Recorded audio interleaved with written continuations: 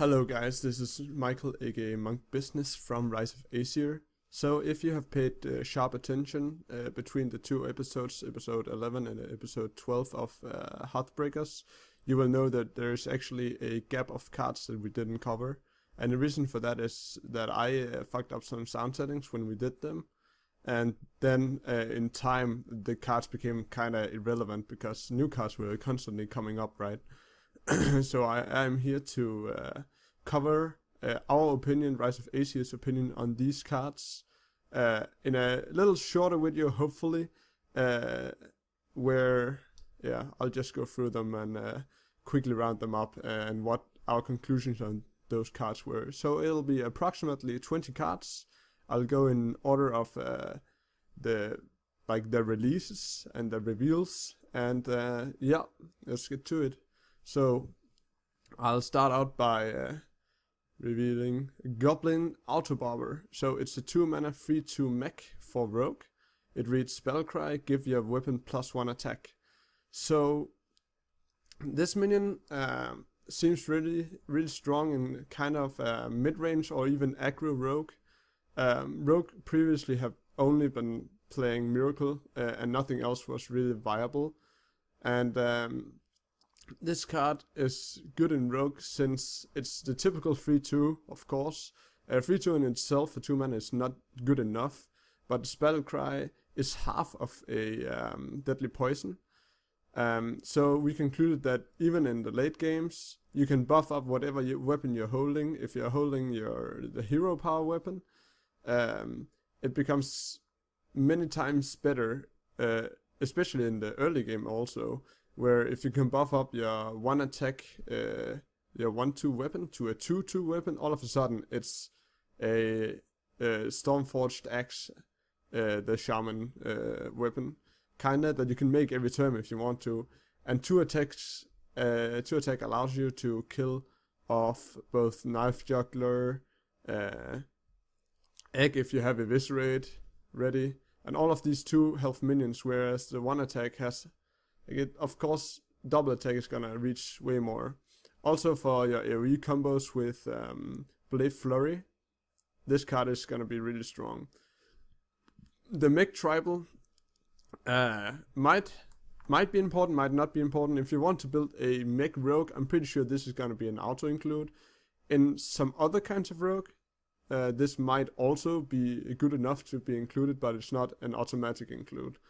A really strong card, and we're pretty sure this is gonna see some play, at least in the beginning of the meta.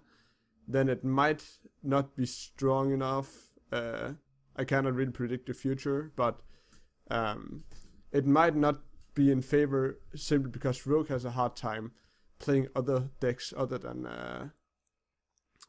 Auctioneer, so it's really hard to evaluate new cards for Rogue. So let's move on to the next one. The next one is Goblin Saber. It's a 3-mana 2/4. It has +4 attack while your opponent has 6 or more cards in your hand. So the general consensus between us here on Rise of Aesir is that this card is not good enough to see play. So you could say in the optimal situation it's a 6/4 for free, which is really strong. But most of the time, when your opponent plays down their cards to deal with your board, this card gets weak, so it's up to your opponent whether or not this is good or bad.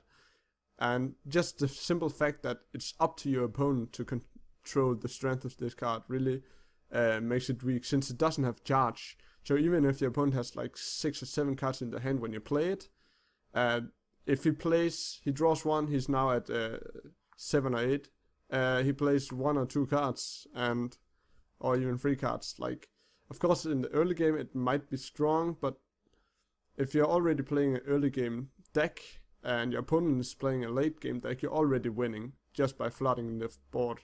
And Goblin Saber is not necessary. If you're playing early versus early, your opponent is never gonna have less or more than 6 cards. It's actually kind of hard to get more than 6 cards. As long as you play 1 card each turn, you're never gonna go above 5.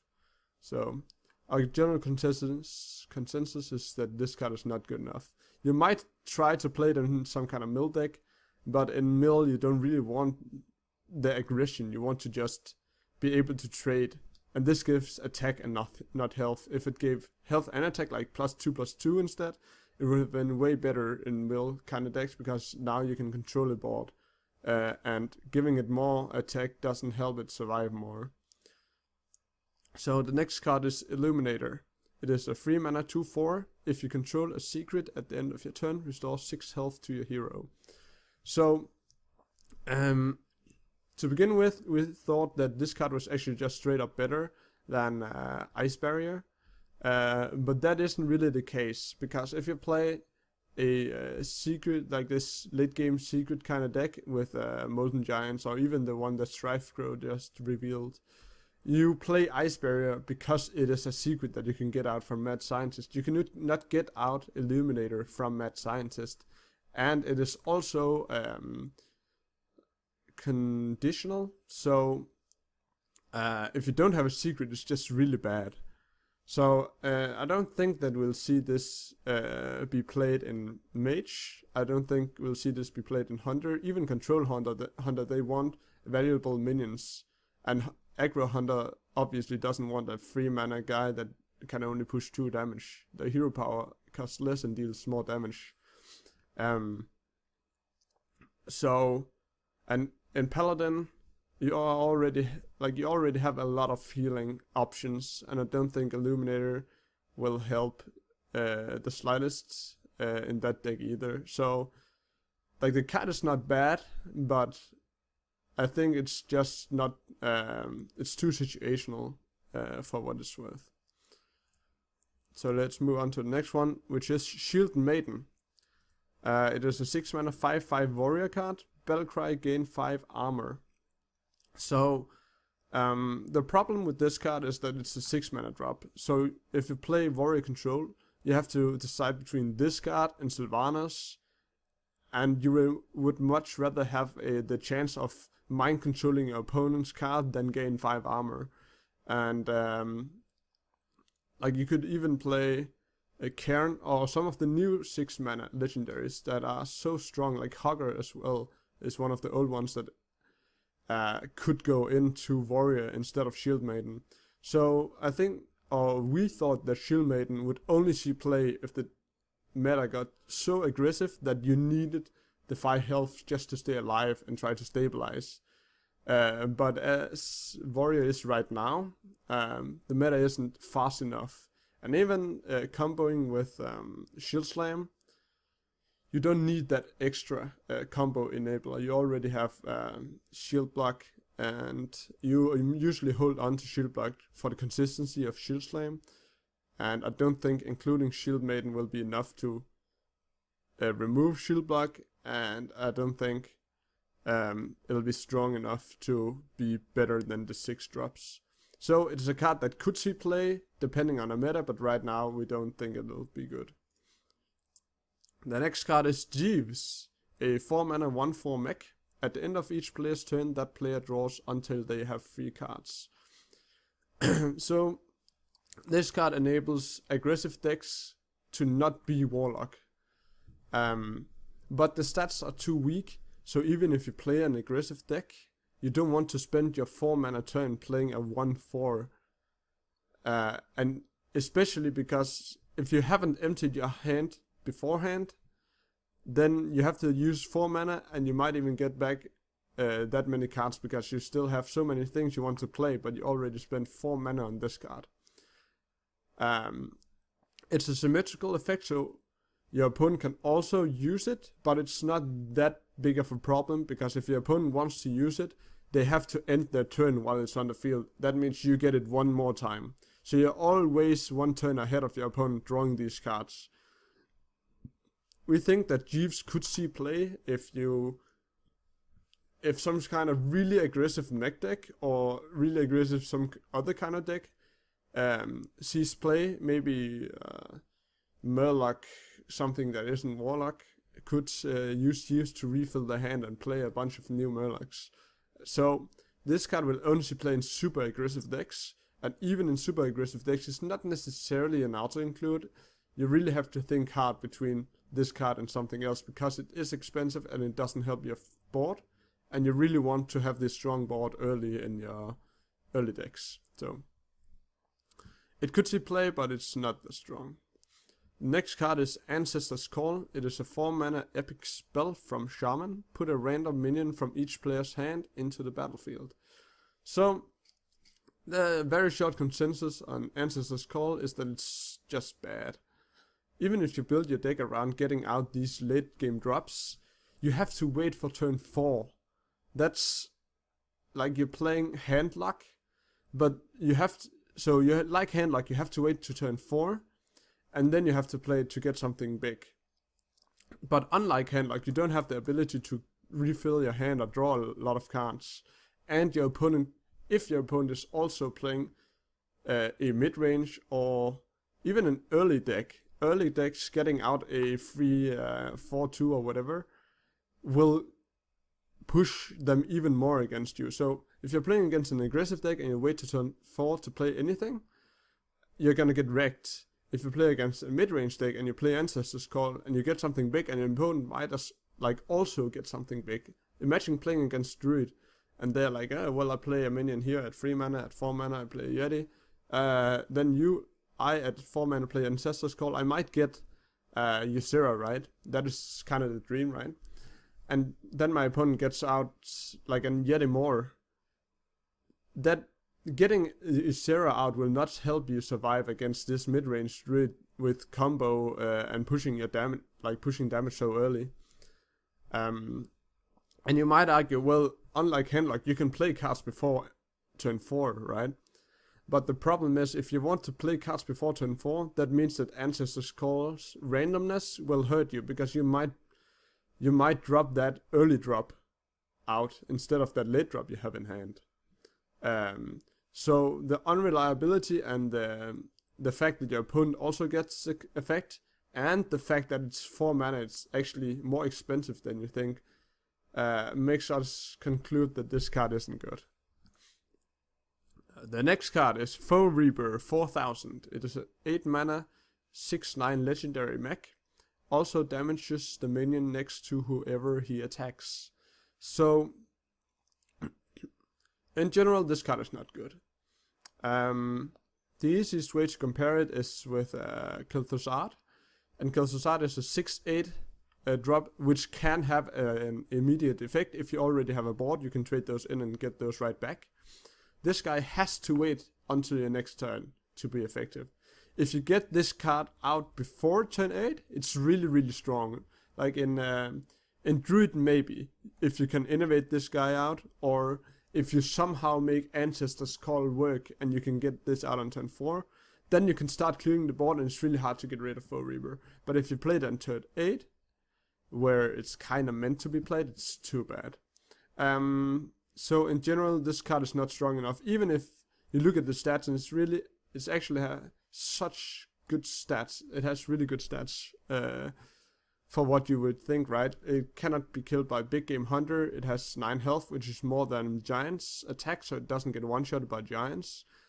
But it's just not worth it. At 8 and 9 mana cost, you want a really strong effect, and this card doesn't have that strong effect. The plus side for Foe Reaper 4000 though is that it's really good in Arena, and if you get it out with Sneetold, Shred or whatever, it's not bad. It's definitely better than Cho. So, in general, our consensus is that this card isn't good enough to be run.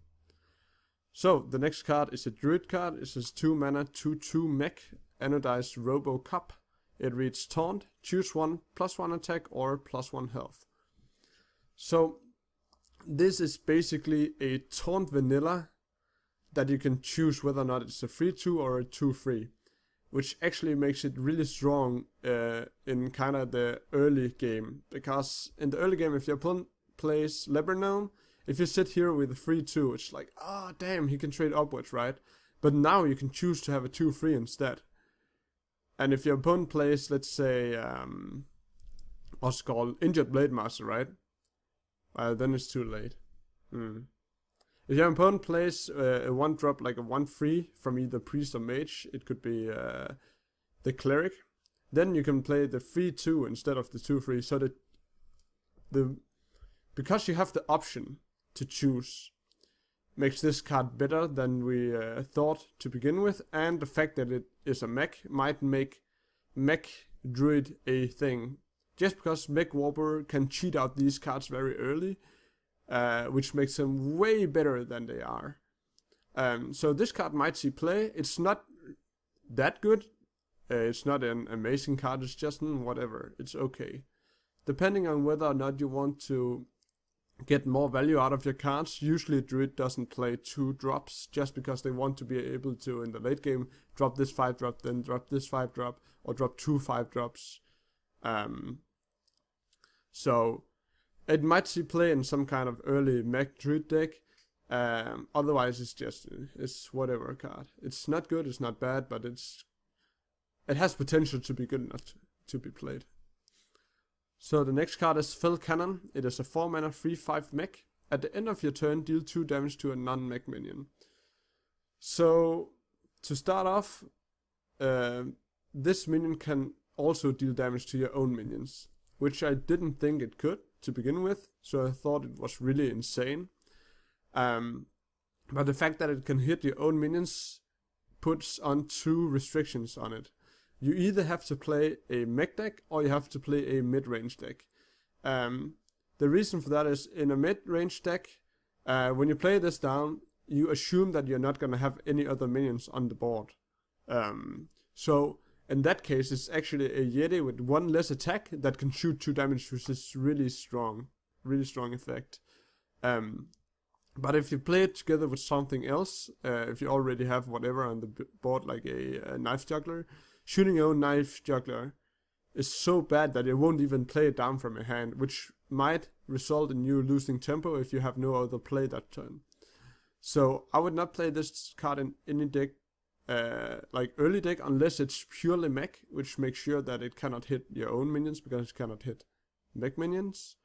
Or you play it in a mid-range kind of deck where you play it down always alone and you get the value guaranteed. If you get those 2 scenarios, this card is actually really strong because you sacrifice 1 stat to get the mech tribal and a strong, like a smite every turn if it survives. So this card is a really good card. It might not fit into Warlock right now, but if you play some kind of mid-range Warlock, even Demon Lock maybe, could play this card. And if this card finds a place to be, it's gonna be strong in that deck. So the next card is a 4-mana 2/5 mech called Screwjank Clunker. It reads Spellcry, give a friendly mech +2/+2. So immediately looking at this card, it's a Houndmaster that does not give taunt, but also it is a Houndmaster with better stat distribution. 2/5 is way harder to get rid of, and if you want to counter early decks, you can kill a Flame Imp and something else, right? So it is guaranteed to trade better than Houndmaster.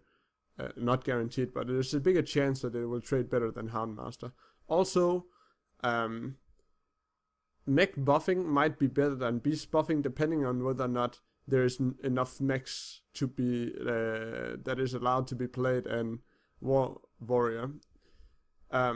I think this might have been stronger in almost any other class, just because warrior doesn't seem like one of those classes that will actually play mech. Because mech right now has a lot of early and mid-range kind of creatures, and warrior isn't a deck that usually plays early and mid-range. Warrior is a deck that wants to play late game because they have these easy ways of destroying minions, so they can survive into the late game and play down their big minions, right? But this card might be strong enough that you want to change the warrior strategy altogether to play mech mid-range early game. And in that situation, this card is going to be really, really strong. It's a better Houndmaster, I would claim, if the deck will appear and exist, if there's enough enough mechs to run warrior mech, then this card would be really good, really good. So Here we have a Paladin spell, 3 mana, muster for battle, summon 3 1/1 Silverhand recruits, equip a 1/4 weapon. This card is kinda hard to evaluate. Getting 3 1/1s for free isn't good enough on its own, because that's kinda the equivalent of a 3/3 for free without an effect, right? And it's split, so that makes it more susceptible to Whirlwind or the likes. But the fact that you get a 1/4 weapon also might enable you to clear stuff out. And this card will probably go into either a mid-range or an early Paladin deck, where you can, if you have early pressure, getting 3 1/1s out is actually really strong. It's comparable to Snake Trap, right? And if you get a 1/4 weapon as well, you can trade it into whatever and kill it off with your other minions. And even with, especially with Knife Juggler, if you play this Knife Juggler on turn 2 and this on turn 3, or just a turn 5 combo, you get 3 knives, which is really good. It's an arcane missiles, yeah. And if it doesn't completely kill something off, you have the weapon to kill that off. So the weapon is actually not as bad an add-on as you might think, and it is worth noting that the minions will be buffed before. If you have Sword of Justice, the minion will be buffed before you equip the new weapon. So you can get that value as well. And some new cards have been revealed that also synergizes with specifically Silverhand recruits. So I think Muster for Battle will actually be a really good card in a deck. It's not an auto include, it's not going to be a staple for Paladin, but an early mid-range Paladin which can play some kind of support for the 1/1s will play this card. So, Cobalt Guardian, a 5 mana 6/3 mech. Whenever you summon a mech, gain Divine Shield. This card is incredibly bad. So, you don't get nearly enough stats for a 5 mana. For 5 mana, you expect 2 stats more. And you could say that 2 stats and Divine Shield is probably like approximately the same, but that requires that you play this later, because you have to play this and then a mech, right? And even then, it's just, even if you get that effect off, it's just mediocre. And if you want to play it on turn 5 and expect it to survive, it's really hard for this card to survive, because there's so many things that deals 3 damage, like Wrath and Frostbolt, and all of these 2 mana spells can kill this off. And it's definitely not worth investing 5 mana into a card that is just gonna be killed off by a Flame Imp, a Wrath, a Frostbolt, a Dark Bomb, the new Warlock card. It's just not worth it. And the gain you can get, even if it survives to your next turn, you can play a mech, give it Divine Shield, trade into something. In that situation, it's still gonna die next turn if the top deck a Wrath or whatever. And in that situation, any other 5-drop that survived a turn would be way better. So Cobalt Guardian is a really bad card. Toshli, 6 mana legendary for 5/7. Battlecry and Death Rattle. Add a spare part card to your hand. So, if you want to play spare parts, play this card. Otherwise, I don't think, in a deck that does not abuse the spare part mechanic, the spare parts are not strong enough for you to include this over Cairn or Sylvanas or Hogger or whatever 6 mana drop. But the stats are not bad. The stats are 1 attack less than a Ogre Fist, and usually you don't need 6 attack to kill something. Almost everything is killed by 5 attack, at least in the current meta. So I would say it's better than Boulder Fist Ogre, but that doesn't mean that you'll play it simply because you don't play Boulder Fist Ogre in Constructed. Getting 2 spare parts isn't bad, but I don't think it's good enough. And our general consensus for this card is that getting 2 spare parts is not better than stealing your opponent's minion or getting a new 4/5 if it dies, like getting a safety of a minion board. If you play Gadget-san or something else that can abuse spare parts, this might be really good in that deck. But in general, we don't think it's good enough. But for sure, it'll be tested, and it's not a super bad card like Kobold, the Kobold guy I just reviewed. So it might be good enough in some obscure deck that I haven't thought of right now. So, not a good card, but it's not bad. The next card is Mech Bear Cat. It is a 6 mana 7/6 mech, which is also a druid. Whenever this minion takes damage, add a spare part card to your hand. So immediately you think, well, I can combat this with Pyromancer, get a spare part, play spare parts on the Pyromancer or whatever, but the only thing that really do is kill your own stuff. On average, you'll get unless this card gets Big Game 100, you'll get 1 or 2 spare parts, which is okay. The stats are slightly better than Toshli, but not really. But the fact that it is a mech might make it played in mech druid. And already druid doesn't really have any 6-drops, but the legendaries in that spot, like the neutral legendaries, are strong enough for you to play those instead. So I think we conclude that the fact that this card is so I cannot pronounce that word, man. This card dies to a Big Game Hunter, and you get no spare parts because it doesn't take damage from Big Game Hunter, it just destroys it. And the stat distribution isn't that good. It's a flipped ogre, which isn't bad considering it has an effect, so I would say it is actually better than ogre. But in constructed better than ogre, like I mentioned before, doesn't mean that it's good enough. And I think this is just not good enough. Like at the border of not good enough to be played. And if you can abuse this with mech somehow, if you play druid mech, you get out mech warrior, innovate this guy for 5 mana on turn 3. That is actually really strong. So therefore this might actually see play in that specific deck, but as a generic druid card it's not good enough.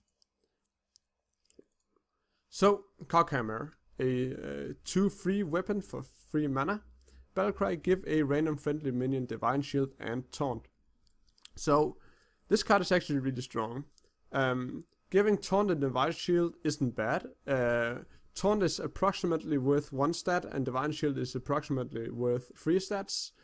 So if you just think about Yeti and Sunwalker, Cockhammer transform a Yeti into a Sunwalker, right? And that is 2 mana worth of value. Of course, you need to have a minion on board, and you need it to be kind of good for this card to be that strong. It's just the easiest comparison. So the good thing about this card is that it's a battle cry effect. So kind of like the 2-drop in Paladin. This is Paladin weapon, by the way. If you already have a minion that survived and your opponent tries to get back on board by filling the field, you can give that minion Divine Shield, trade it in, you lose nothing, and you might like do that 4 damage or whatever your minion have onto their minion and kill it. And that way you get a very strong tempo push. Divine Shield in general is really strong when you could give it in your own turn on something that can attack immediately, which is why the charging, what is it called? Commander of Argus? No. Argent, I can't remember its name. The 6 mana 4/2 with charge and Divine Shield was incredibly overpowered in the early days of Hearthstone, and they had to nerf it down to 2 health. It was still played a little bit, and then after a certain amount of time it got out of favor. So and the same is kind of true for the Shaman legendary Alakir. Divine Shield on something that can attack immediately is really, really strong, and this card allows you to buff whatever is on the field that can already attack and give it Divine Shield and get that strong advantage. And besides that, it's a 2-free weapon. So if you're behind, even buffing a 1-1 will make it into a Annoyatron that has to be attacked twice. So this card helps you protect yourself as well. And can kinda battle small minions. It would definitely be better if it was a 3-2, but a 2-3 is good enough. And we thought that this card was pretty good. I might have overhyped it a little bit. It's not insane, it's just pretty good. It's a good card. And you will probably play this in a mid-range deck. You will not play it in a deck where you spam a lot of early cards, because in that deck you're already playing a Sword of Justice. You're already playing probably Muster for Battle, right? And then you're playing True Civil Champion. There's not space for Cockhammer. But you can play Cockhammer in a mid-range deck where you only play Sword of Justice already. You can put this in as your second weapon, and you get more value on your mid-range creatures. Like a 3-3 with Taunt and Divine Shield is way better than a 1-1 with Taunt and Divine Shield. So that's our prediction for Cockhammer. The next card is a very interesting card. It is a Hunter spell, 2 mana, called Pet. Draw a card. If it is a beast, it costs 4 less.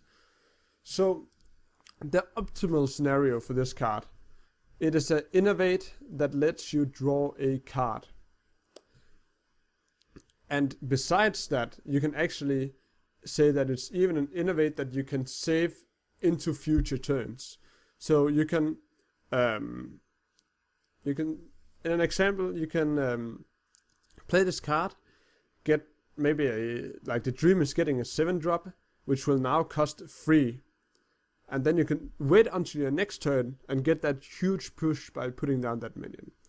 But it requires you to draw into a beast. And right now, there isn't really that many strong Hunter beasts. And outside of Hunter, there isn't really that many strong beasts in general. Getting a Kodo is fine. The problem is, on turn 2, you cannot play it. On the next turn, you play it for 1 mana. Then you kind of have to find something that costs 2 mana to play. So it's not amazing. It might be too situational, but the Dream scenarios is really, really strong. Cutting this, getting Savannah Highmane on turn 2, that's insane. But that is the Dream, and you cannot really rely on it. So this card might be played because it's not bad.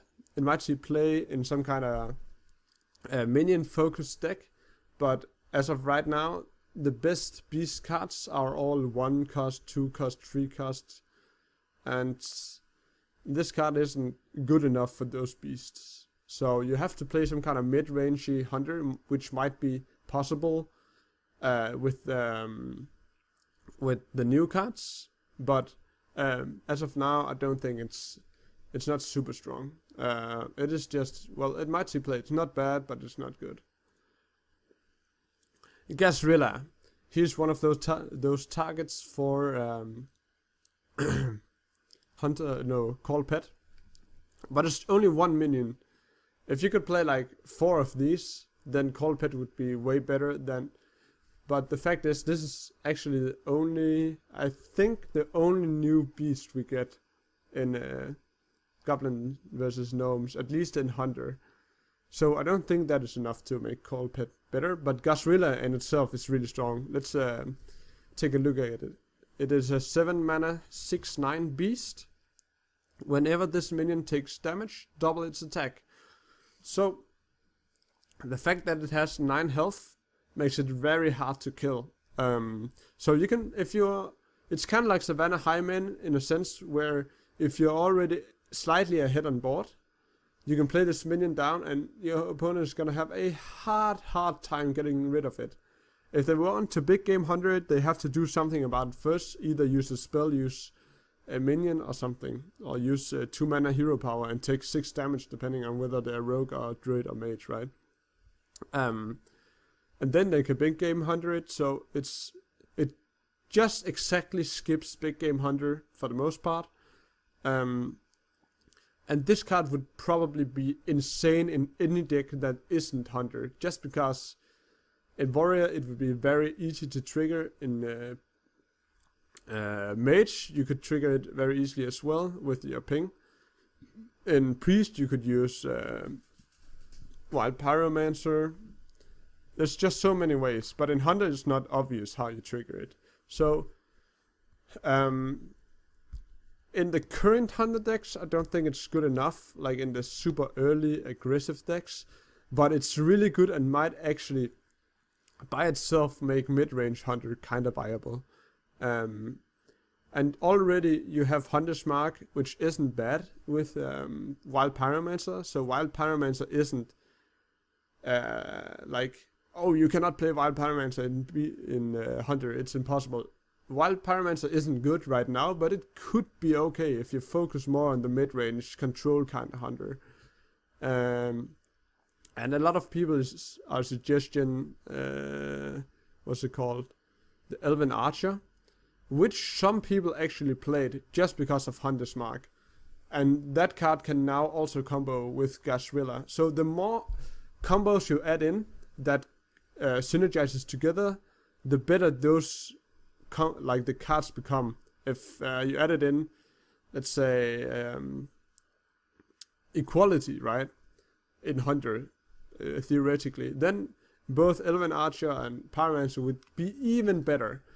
So the more the more cards you add that can combo with those other cards, might make that playstyle playable. I don't think right now that you will play Pyromancer, but I think a lot of people try it out, and it might work.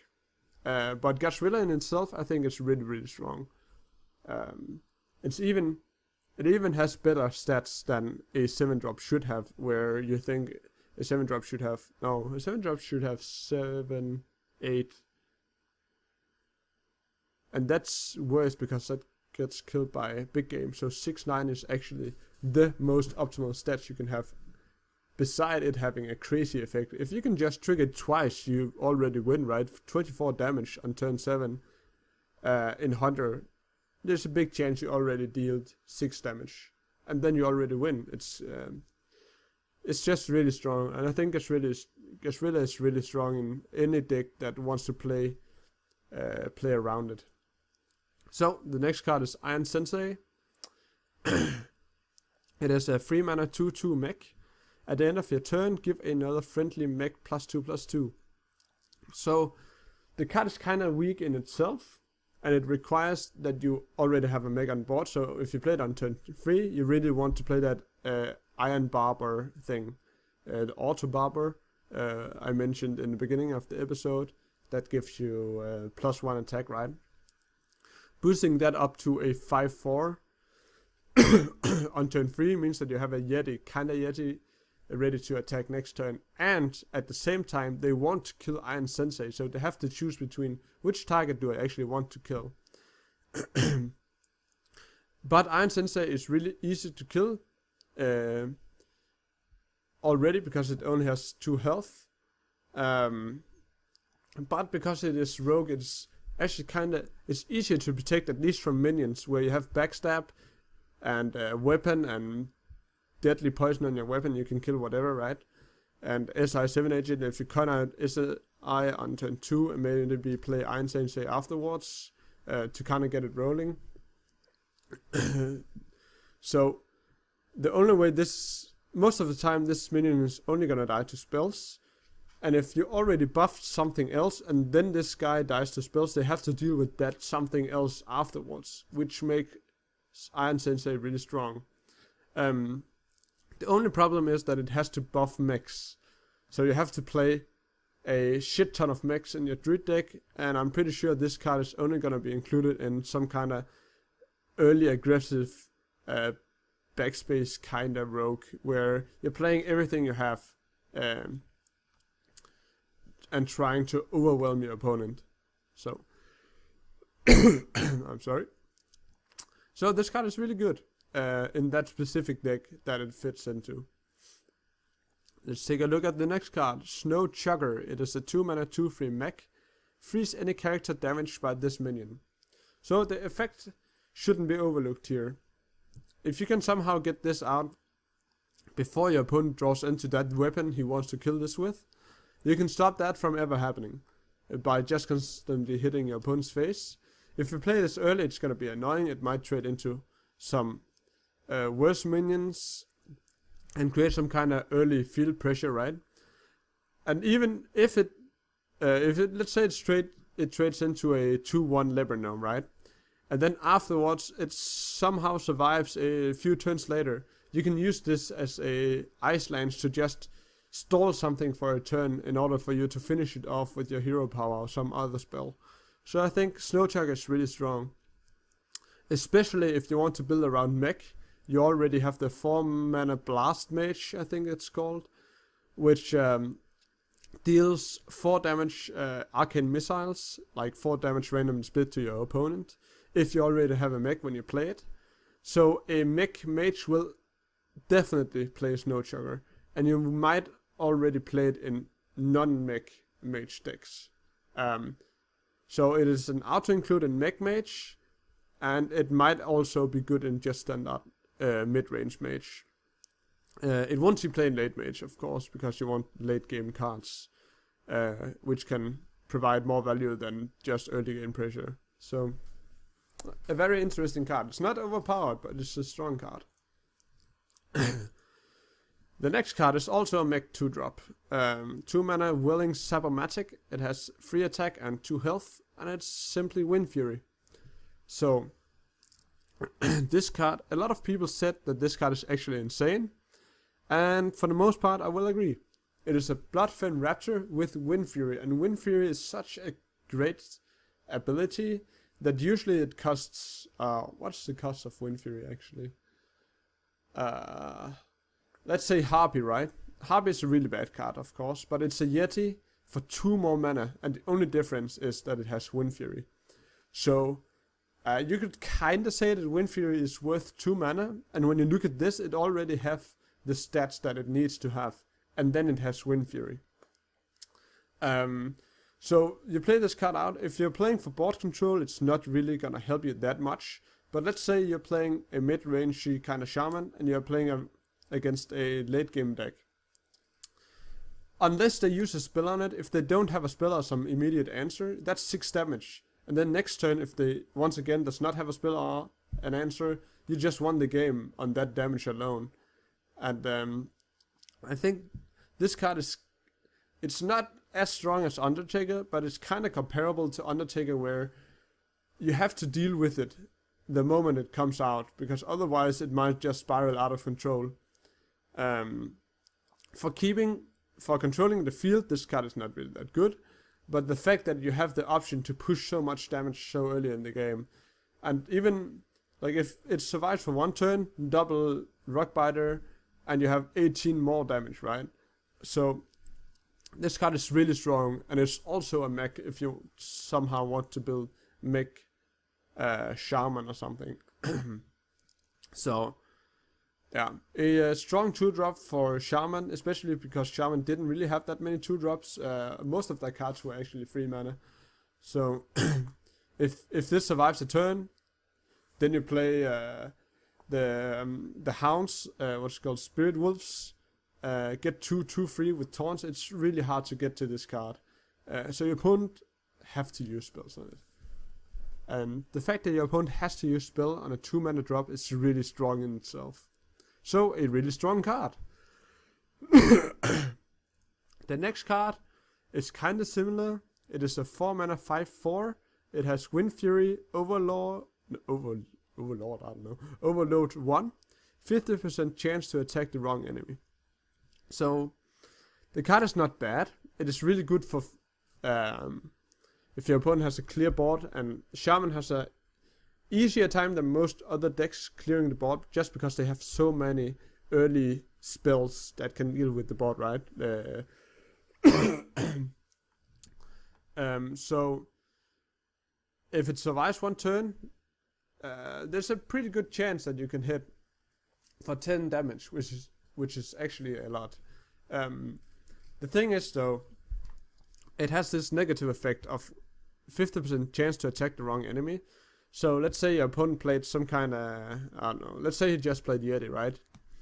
You attack his face, and then, oh, by the way, I don't want to attack his face, and attack into the Yeti. Then you are one overload behind, right? If you play this card out, and your opponent soulfires it, well, that sucks. So I think this card is a little bit more situational, just because you sacrifice that overload, and the 50% chance might really screw you over if you want to finish the game, and your opponent can just flood his board. He doesn't even need taunt, and there's a pretty good chance that you won't get both attack in on his face. So, therefore, I think this card is not strong enough. It's too easy to kill 4 health at turn 4, and the overload kind of screws you over. And a lot of the ogres actually get way better stats, just because they have that negative effect, where this card does not. So outside of paying overload for Wind Fury, which of course is a good trade, overload for Wind Fury every day, I would do that. But the combination of that and having worse stats than Yeti, and also having the 50% chance to attack the wrong enemy, I think this card is not strong enough. But if you play a super early Shaman deck where you want to control the field, and you want to flood the field to deal damage with what is it called? The Robber card. Why can I not remember that? That is actually very frustrating, because I played it so many times myself. Well, the 5 mana buff everything with free attack, right? So you might play some kind of super early Shaman deck where you can play this card just because the early minions you have, you can trade those into whatever is in your way and be guaranteed that 10 damage to the face if it survives the turn. But I think in general it's not good enough. The next card is also a ninja. It is Ogre Ninja. It is also a ninja. Why did I say that? It is also an ogre. It is an ogre ninja. 5 mana 6/6. It has stealth and 50% chance to attack the wrong enemy. So it is a Stranglethorn Tiger with +1/+1 attack, but it has the negative effect of you not being able to control what to hit. And I think that's actually a big deal, because Stranglethorn Tiger, you only played that in Hunter, right?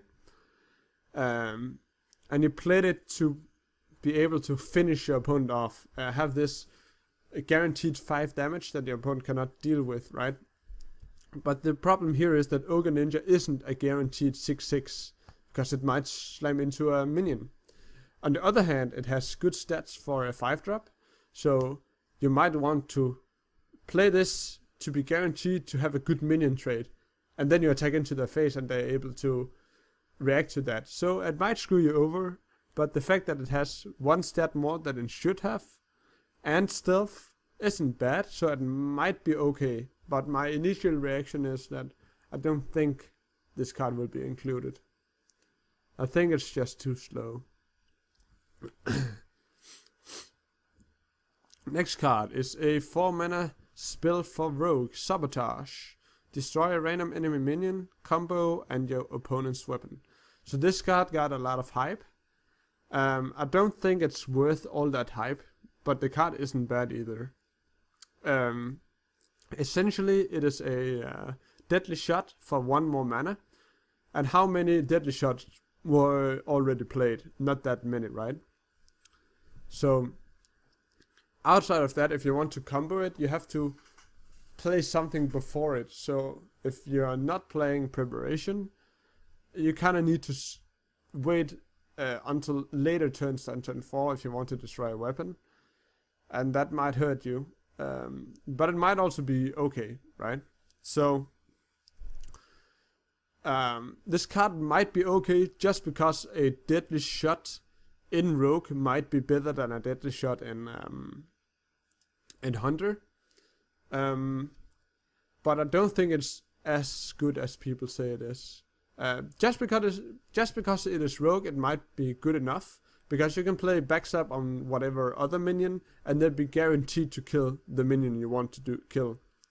Or if you wait to, let's say, turn 6, right? Backstab one minion, eviscerate another minion, and be guaranteed to kill that one big minion. And that is something that Hunter can't really do in the same way, because they don't have that many strong spells to clear out the other minions. So you're guaranteed to hit that one random minion that you want to hit. But it's very expensive as well. If you get the combo effect off, and if you're playing against Warrior or Shaman, let's say you hit Doomhammer, that's really, really strong. But in all the matchups where you don't hit a weapon, and you need to play it on turn 4 and you cannot combo, it's not that good.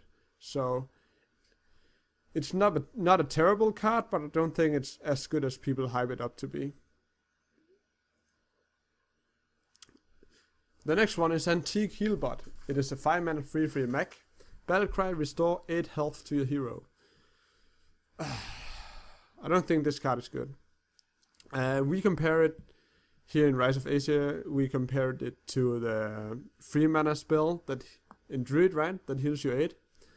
But in Druid, you want to, like, even if you play that spell, not too many people play that spell, but even if you do, right? You play it in Ramp Druid, and you might want to play it together with a Taunt on turn 7, right? No, not on turn 7, on turn 10, right? You play the 5/10 Taunt, and you heal yourself in order to stabilize the game. You cannot do that with Antique Healbot. Then you have to play Druid of the Claw and then Antique Healbot. And it's not the best card. It might be good just because some classes doesn't really have access to good heal, and this card is kind of like just good heal. It's just good heal. So if you want to stabilize, you might play this in Shaman. But most classes that already have heal, like Priest and Warrior, you don't want to play this card. And I don't think you'll play it in Druid either, because in Druid you want to either have the early aggression or the late game safety. And late game safety you get easier with a spell than this minion, just because of the mana cost. So it's not a bad card. I guess it might see play in Shaman.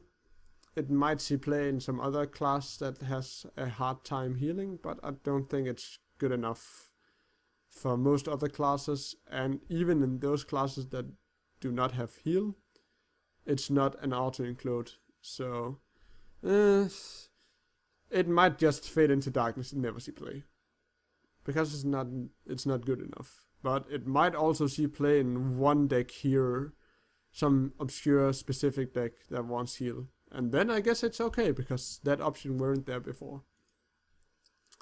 So, Burly Rockjaw Truck. It's a 4-mana 3/5.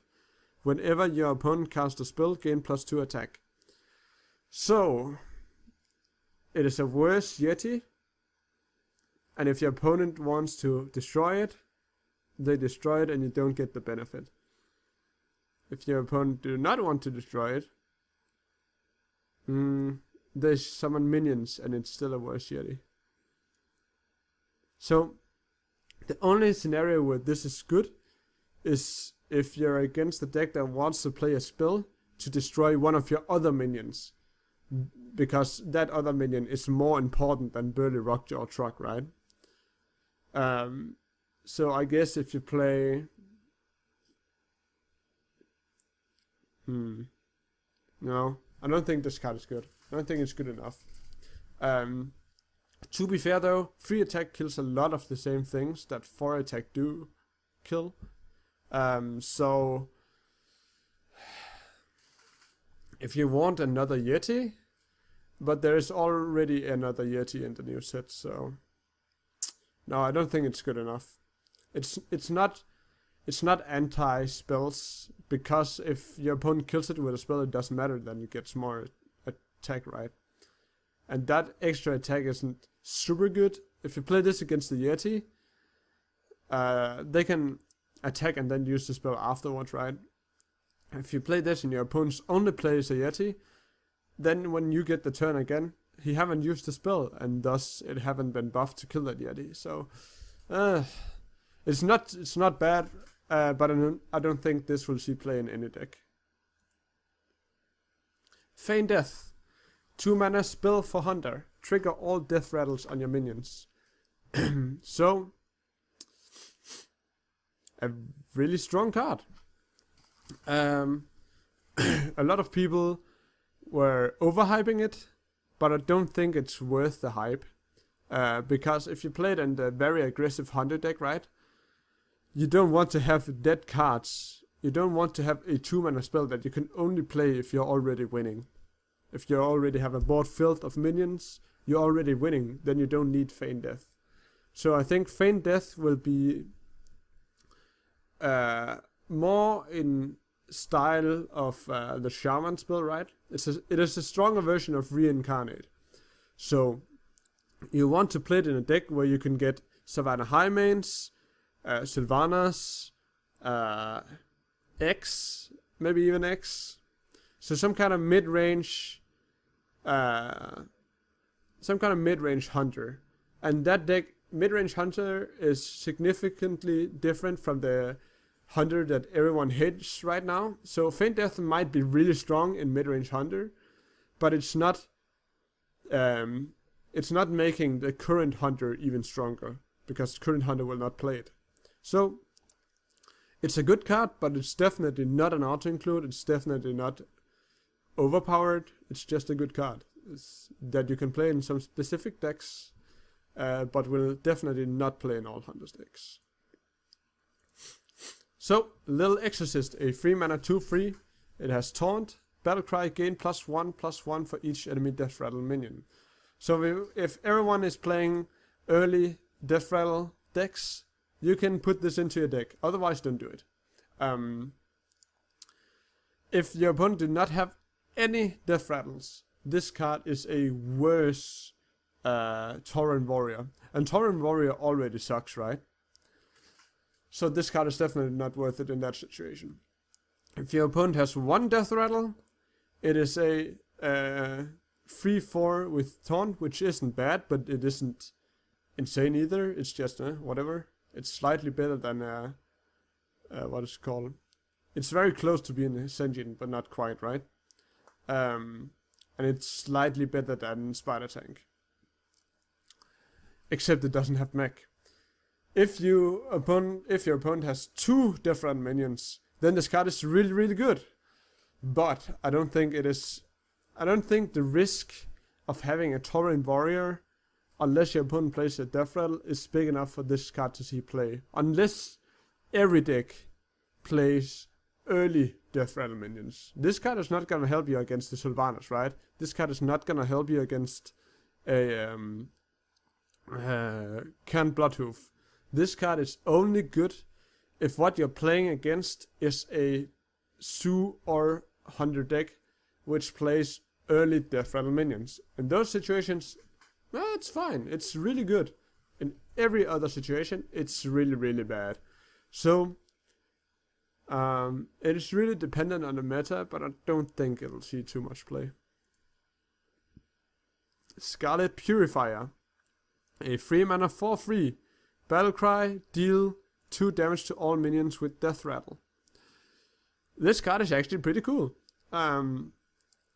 Many people argue that most Death Rattle minions, when you kill them, they get the Death Rattle effect. But just the fact that you can kill them first means that your opponent does not get that extra value.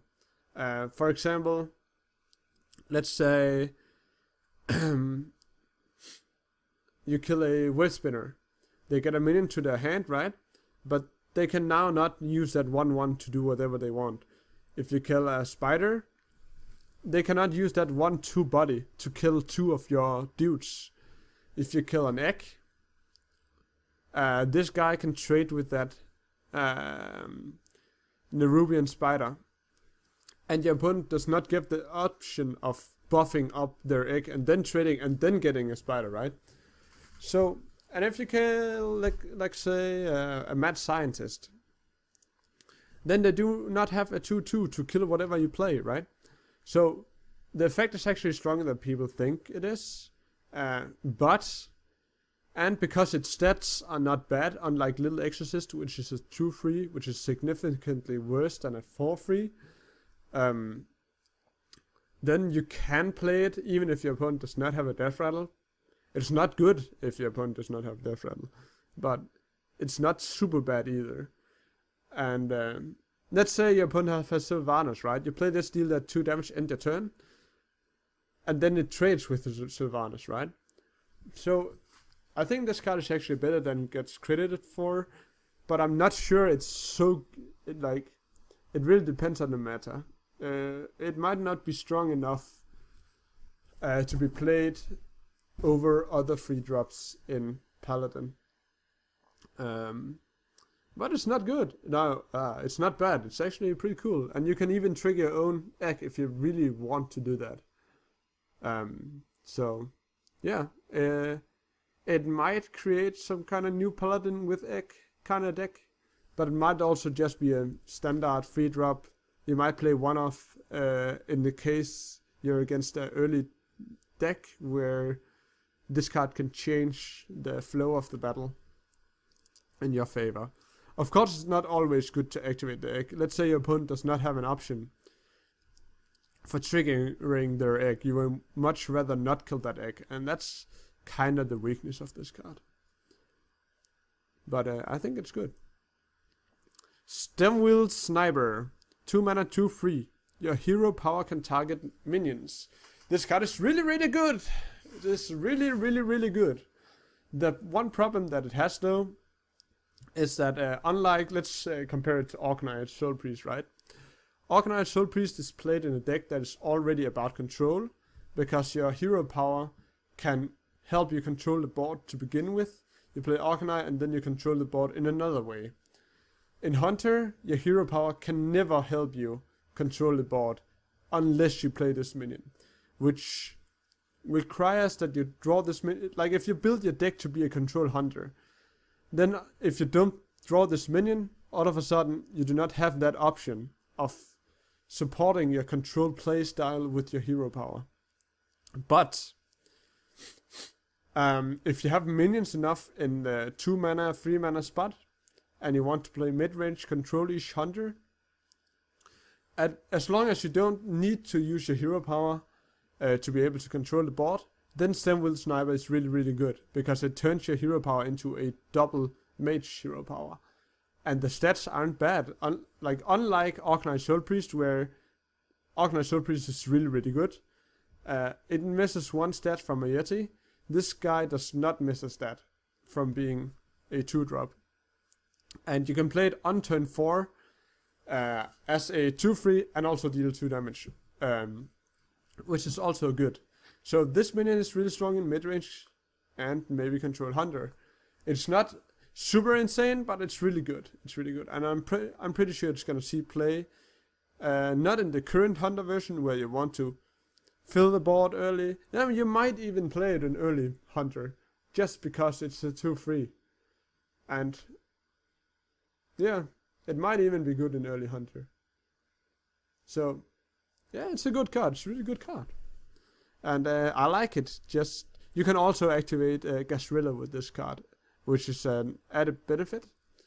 If you play Gasrilla and then I play this card on turn 8 and shoot my own Gasrilla, 12 damage lethal. So yeah, a good card, really strong. The next card is Bolvar 4 Dragon. This card has, let me read it first. This is a 5 mana 1/7. Whenever a friendly minion dies while this card is in your hand, gain +1 attack. So a lot of people are saying this card is really bad. I don't think that is the case. For it to be okay, it needs to be a 5/7, right? Because 4/7 is already exist on Stalag, and you don't want to play Stalag. Like no. It's not that you don't want to play Stalag, but nobody's playing Stalag in Paladin, right? So, in order for you to play this, it needs to be 5/7. Of course, you can play it as a 4/7, it's not bad. But the average case, you want this to be a 5/7. And 5/7 is really good. You can kill a lot of minion with 5 attacks that you cannot kill with 4 attack. like Lothep and Savannah Highmane and Cairn and Organized Soul Priest and Yeti. There's so many things you can kill with 5 attack.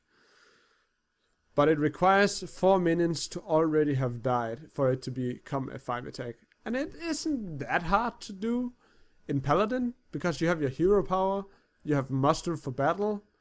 You might play some mid-rangey kind of decks where where you can hold on to this card, right? Let's say the reason people think this is so bad is because most of them say, oh, you need to have it in your opening hand, but you don't want it in your opening hand because it is a 5-mana drop. But and they're right about that. You don't want to play this card in an aggro deck. You want to play this card in a mid-range where you have the option of not playing it on turn 5, right? You want to be able to have some other choice that might be better right now, hold on to it for 2 more turns and then play it, and then it's really good. So you want to play it in a deck where you can be a little more greedy, where you do not play a card every turn because you have to in order to keep map control. And Paladin is one of those decks that can actually be really greedy, because you have equality Pyromancer, you have equality what's it called? Consecration. You have your weapons to deal with your opponent's minions, and then you play 1 minion here, 1 minion here. You play a couple of spells, clean the board, you kill something. You do not have to play Bulwark Fordragon on turn 5. And if you can play Bulwark Fordragon on turn 5 as a 5/7, that's really, really good. But you might also just wait, I'll wait until turn 6 and play it as a 7/7. All of a sudden, a turn 6 7/7 isn't that bad. Wait until turn 7. Play it as a 10/7 maybe. And play a hero power beside it. Or you might want to wait even to late game. Let's say after 15 turns, you play 2 5-drops at once, just like Druid can do. And this card might even just be a 6/7 because you didn't draw it so early, so you haven't gotten all of the attacks from all the minions, but you drew it at some point where 1 or 2 or 3 turns happened and it got enough, and now it's a 7/7 and you play it together with something else like Lothep. It's really hard to deal with in that situation. So the card isn't insane, it isn't as strong as Tyrion, definitely. Tyrion is one of the strongest legendaries in the game. Bulwark Fordragon isn't. But Bulwark Fordragon isn't as insanely bad as people think it is. It is okay. It is not super good, but it's good enough to see play, I think. So, yeah. I think that was the last card. No, it wasn't. There's also Demon Heart. I think there's 2 cards more. So, Demon Heart. Deal 5 damage to a minion. If it is a friendly minion, give it +5/+5 instead. And it's a 5-mana Warlock card. This card is better than Demon Fire, because usually if you scale up in mana and the effect scales equally as well, then the card is good. But Demon Fire is already so bad that Demon Heart might also not be good enough to see play. The good thing about Demon Heart is that it deals 5 damage. And as I mentioned earlier, 5 damage is this key point. You don't need 6, but you definitely want 5 over 4. Just because 5 can kill Yeti, 5 can kill Lothep, 5 can kill Savannah Highmane, 5 can kill Cairn, 5 can kill Violet Teacher. There's so many things that 5 mana can kill. So even if it's overcosted for 5 mana, it might be good enough because you have the option of dealing that 5 damage if you really need to. And +5/+5 for 5 isn't bad, and that's the effect you want most of the time. And a lot of new demons have been introduced, so you might want to play one of this, maybe. But +5/+5, just like Blessing of Kings is a +4/+4 for 4. There's so few people that plays Blessing of Kings, and getting one more stat isn't good enough for this card to be better than Blessing of Kings, and Blessing of Kings is already kind of bad. And Blessing of Kings is not bad, but it's not good either. It's not good enough to see high level play, so I really don't think Demon Heart will see high level play either. but you could play 1 just because 5 mana, 5 damage. It's not good when you think about it, but it's not bad. It's not so bad that you cannot use it as that effect, right? You can use it as that effect and trade equally with Savannah Highmane or whatever, right? Not equally, but kinda trade with Savannah Highmane. So the fact that you have both abilities makes it better, but both abilities are not good enough on their own. So, yeah. Nah, this card is not good enough to see play. But there's a lot of new demons, so I think people will test it out, and it might be okay at 1 in demon decks. It might even be okay at 2. Nah. I don't think people want to risk drawing 2 of these. It might be okay at 1 in demon decks. In any other deck, it sucks. But that's obvious. Druid of the Fang. A 5 mana 4/4 battle cry. If you have a beast, transform this minion into a 7/7. It's okay. It's kinda comparable to Bolvar 4 Dragon, but not really. Because Bolvar 4 Dragon has the potential of dodging what's it called? Big Game Hunter. Bolvar 4 Dragon has the potential of growing infinitely larger than this card. Bolvar 4 Dragon does not require you to have something on the field that has survived. But Bolvar 4 Dragon is way worse in a top deck situation, and you might be able to play Druid of the Fang right away. Like, let's say on turn 10, you have Druid of the Fang, and you have Druid of the Claw, and Druid of the Claw has been confirmed to be changing into Beast now. The Panther and the Bear form is now Beast. Play both of those, now you have a 4/4 with Charge, or a 4/6 with Taunt, and a 7/7, which is a really strong tempo push. I don't think you will include Druid of the Fang, or I know for sure that you will not play Druid of the Fang in standard Druid decks. But I like the fact that it now kinda creates an option for Beast Druid, which is really cool because there's so many neutral beasts, and before all of those neutral beasts were only considered in Hunter, because most of those were just worse versions of other neutral minions, right? Outside of Kodo, which has specific effects. But now all of those beasts can also be considered in Druid, because Druid of the Fang is okay. I think in general, we concluded that Druid of the Fang wasn't strong enough, because 7/7 for 5 is not super insanely unfair. It's just okay, and you need to have a beast that survived. So I will definitely think that people will try to play Beast Druid, and it might be good, but I don't think it is good enough for you to play bad beast cards, or not to play more beast in Druid, because those beasts are not good enough to warrant playing Druid of the Fang. Crackle. I hate Crackle. I hate this card. 2 mana, deal 3 to 6 damage, overload 1. So, I don't like randomness, but this card is the worst kind of randomness in the game. There's nothing you can do about it. It's not like the ogres, where you can kinda, I want to hit face and clear his minions, or I kill this minion, then there's a bigger chance to hit the right one, right? It's not like Ragnaros, where in the same fashion you can kinda control the randomness. It's not like spare parts. Spare parts are really good randomness because you get them early, and then you have, it's like drawing, right? You get options that you can then control. Crackle, there's no control. The variance is so big, but it's strong enough to see play, I think. Dorthor from our team thought that it wasn't good enough to see play,